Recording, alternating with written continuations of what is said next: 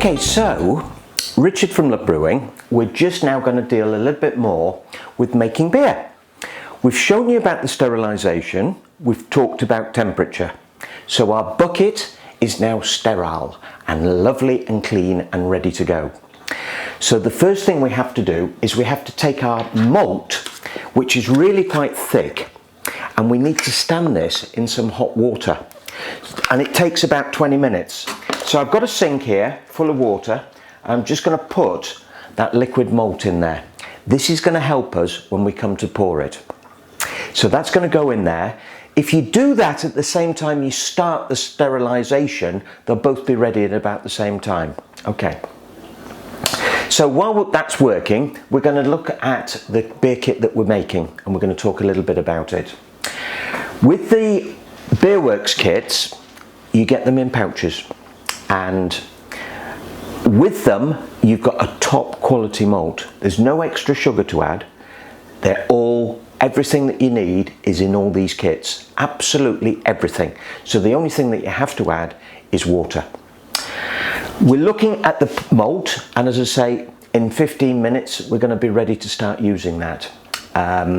What I'm going to do now is I'm going to break off for a few minutes while we wait for that malt to soften up, and then we'll come back to you. Right, so there are other types of beer kits available. You've got the single can, you've got the double can arrangement, all treated in the same way. You need to stand them in water to get that malt softened.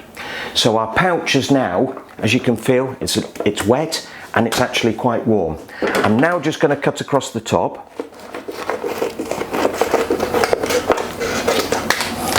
And we're going to pour this into our bucket. In she goes. Look at that. Oh wow, the smell is just gorgeous. Oh. So we're just pouring all that malt in. In she goes, and I want to make sure I don't leave any behind. So what I tend to do is I will just fold it over like that and squeeze down the bag. And out she comes. And it's really, as I say, quite thick, this malt. So what they do is they take 23 litres of liquid malt, which they've used the grain and they've done the boil from, and they extract the water element, and this is what we end up with, this concentrated malt extract. And as I say, all this is in the brew. Most of the kits have at least 3 kilos, which is obviously enough to give it a really super taste. And that's all gone in there like so. Now what I'm going to do is I'm just going to open this up, the malt there, and I'm going to run some hot water through. But it's a bit messy, so I'm not going to do it on camera. So I'll have to come back in a minute. Right, so I've added all the malt. There's nothing left in the actual foil bag or in the can if we were using cans. All the malt is now in the base of this bucket, and what we're going to do is we're going to add some hot water to it to help just dissolve that malt. So I'm going to run it through into a jug. I'm going to add 3 to 5 litres of hot water just to help me. And that will then mean that we can dissolve it and stir it. Now with some of the kits, you might well have, some of the Beerworks, the stronger ones will actually have some extra things in there as well. So if you're getting those, they need to go in at the start.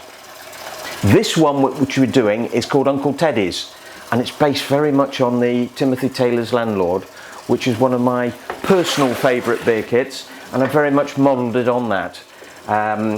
So I think you'd be absolutely delighted with this one. It's really quite nice and hoppy as well. So as I say, I'm adding about 5 litres of hot water. That goes in there. Now remember, with your water, to make sure that if you have a storage tank, do not use your hot water from there. There are bugs in those storage tanks. If you've got a combi boiler, great. If you've got the storage tank, then boil your water. Water is obviously the biggest ingredient, and that's the thing which is going to make most difference to the taste. 95% of people will use ordinary tap water when they're doing their beers, wines and spirits, so it's not a major concern, but a lot of people out there when they're trying to create perfection, they'll actually buy bottled water, or they'll get spring water, or they know somebody who's in a particularly good area for water, and they'll go and get the water from there. So now I'm just going to mix up this malt, give it a good stir, and then I'm going to top up with more water. So I'm making sure that there's nothing stuck on the bottom of the bucket.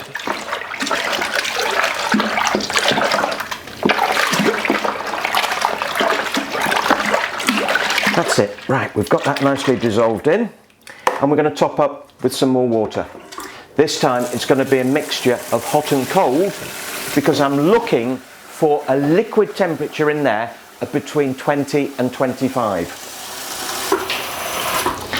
So I will keep going. So at this point we're up to around 20. I think it's well worth just checking the temperature.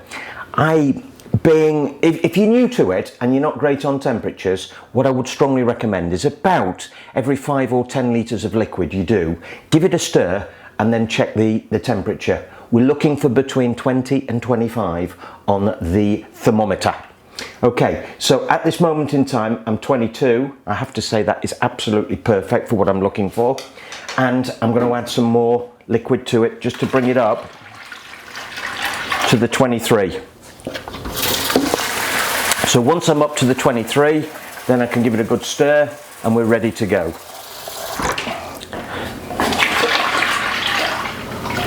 See, up to the 23 now, perfect. So I've got my paddle, I'm just going to give it a good stir now, make sure all the water is evenly dissolved. Right, so just giving it a good stir, I'm just going to check the thermometer. Yeah, we're still around the 22, so that's great. We've done our mix, and now what we need to do is we need to add some yeast to it. What I'd also like to do at this stage is to do a hydrometer reading. Now, the hydrometer reading, well, I'll just hold on that, on the yeast, while I do the hydrometer reading. The hydrometer measures the thickness of the liquid, the gravity of it. The thicker the liquid, the higher this is going to read, i.e. the more it's going to stick out of the liquid.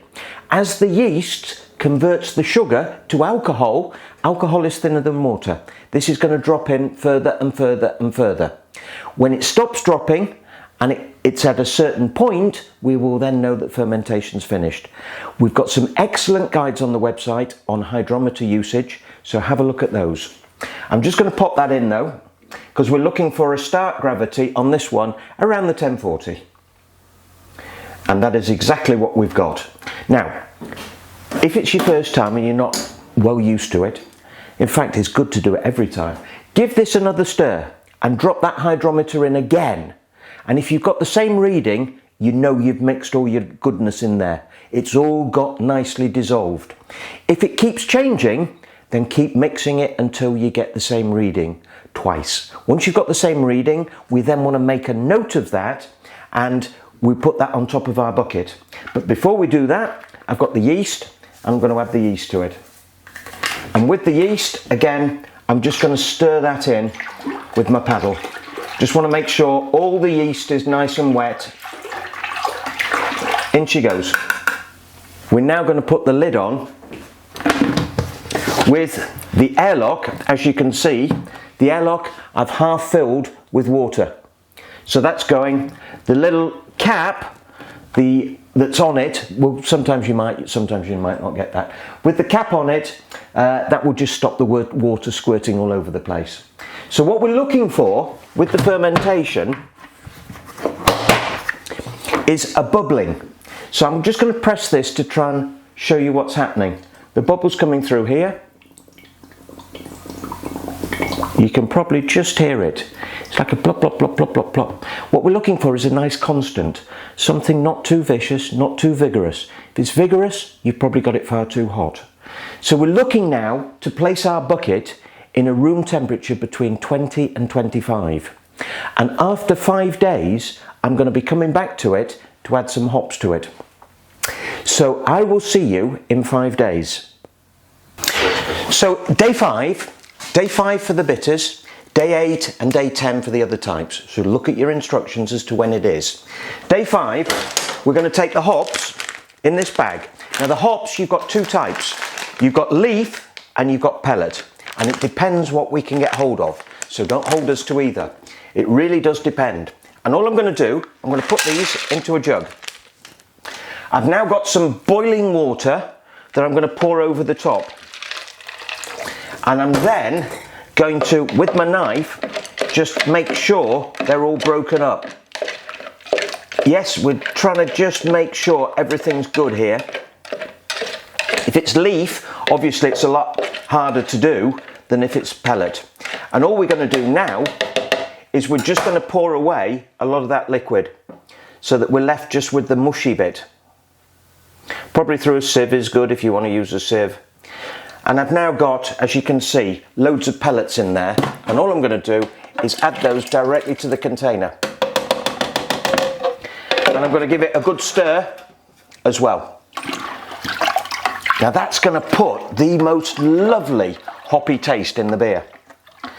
This particular one, this is the Uncle Teddy's, and we use Fuggles on this one. So we're now going to leave this for another period of time with the lid on in a fermenting area. Right, so we've added the hops, 5 days in the bucket, the hops. So with this particular one, this is the bitter, it's going to be 5 days before we add the hops, plus 5 days with the hops in, making 10 days from start to finish. Obviously the lagers and the other ones, they're slightly different, so look at your timings on the instructions. Okay.